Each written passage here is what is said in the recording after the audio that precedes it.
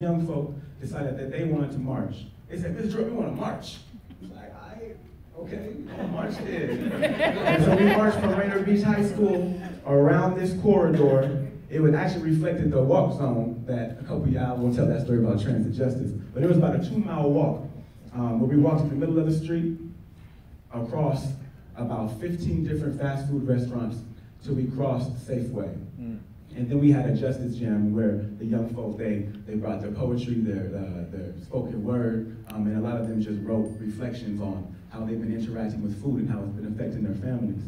And one of the things that our organization does is that we not only have the summer program, Freedom Schools, but for the last 3 years we've been pushing into classrooms. And so I work with a number of teachers throughout the school year in their classroom, helping deliver the curriculum, helping them plan out the curriculum, helping facilitate classes, as well as working with them on their engagement strategies. And just today, we had a class of freshmen, and we'll also have 2 classes tomorrow, where we engaged them in this conversation around food justice. And we were asking them, why do y'all think the first option of shoplifting, the first option against shoplifting is to prosecute? And we broke down this conversation, and we came to the conclusion, why would they not ask why we're stealing before they put us in the back of the car? And this conversation is coming because on the first day they announced the sting operation, 10 of our young folk got prosecuted. Now they're getting fined. Now it's not the 15-year-old that's gonna pay the fine. Who is it? Parents. It's moms, right? It's pops. That's money coming out of the family for a problem that is not starting from the young person.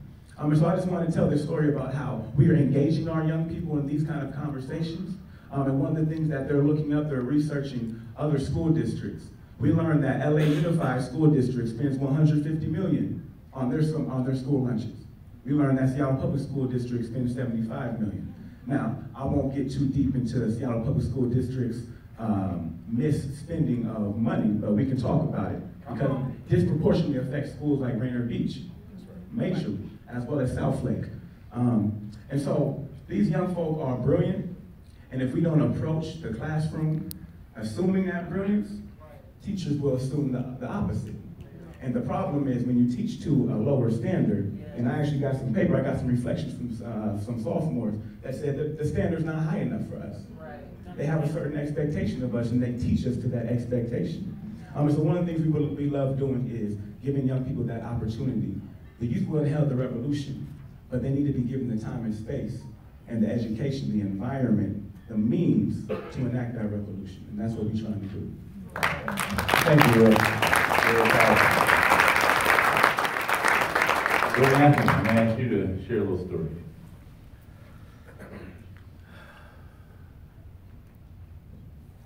I won't publicly call you out, Brother Hodge, for having me follow my dear brother's trail.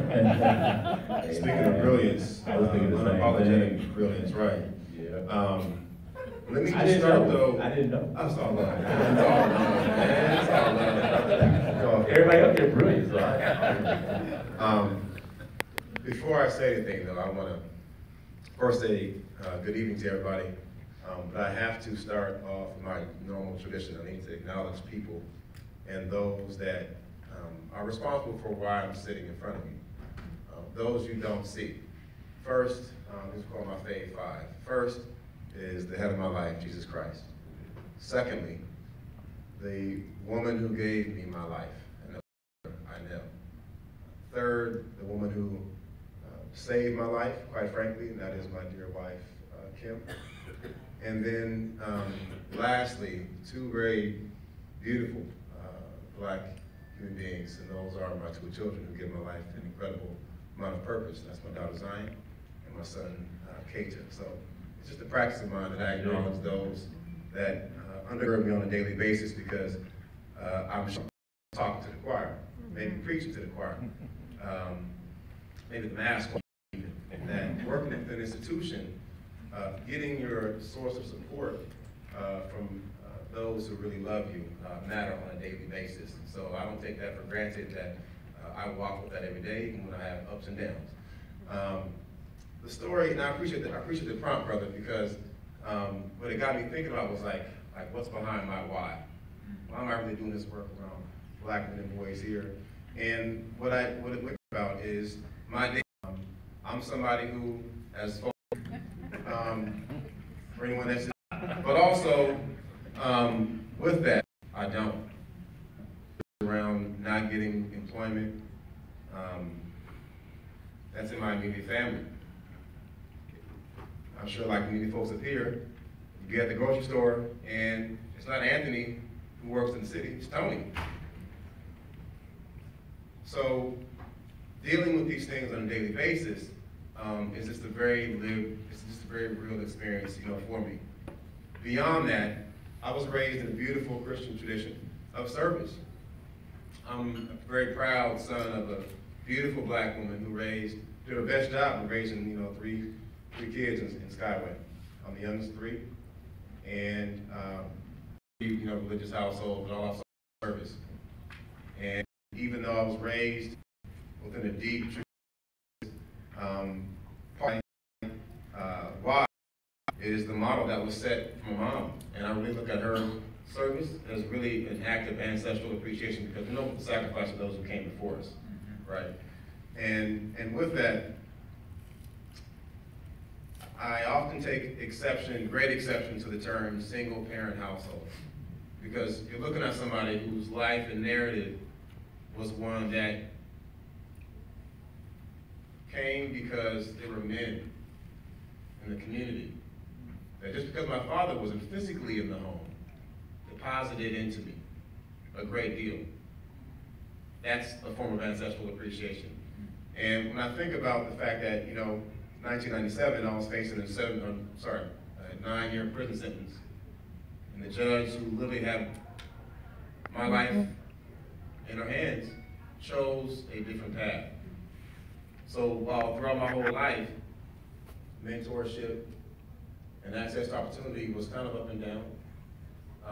Service was a constant, and you're looking at someone who just is a very blessed recipient of people who did the selfless thing of just acting, giving freely of themselves, taking the road less traveled, and they didn't have to.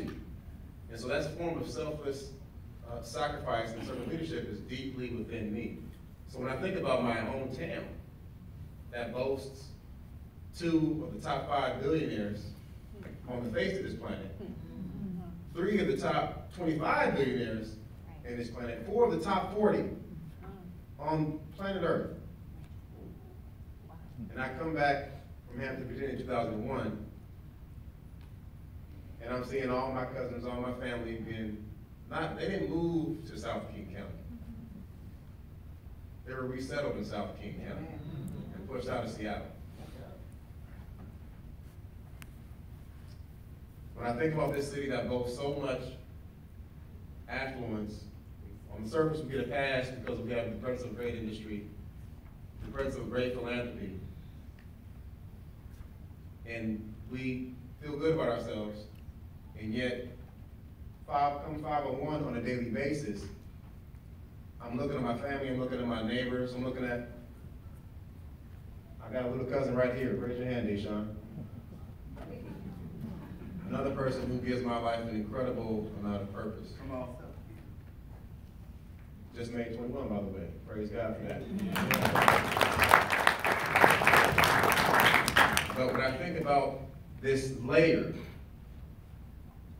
right, of affluence and privilege and prosperity, I'm on a mandate for this birth in me to think about, well, for whom? And in a place that boasts so much ethnic diversity, look, let me just call a spade like my grandmother would want me to do right now. Rest her soul. Blackness has always been the other thing in this community that we just are afraid to just name. So dedicating my life to addressing the life outcomes of folks that look like me, it's a mandate. And quite frankly, it's not a choice for me. So even while I'm working within the jungle that is the institution, getting beat up every single day,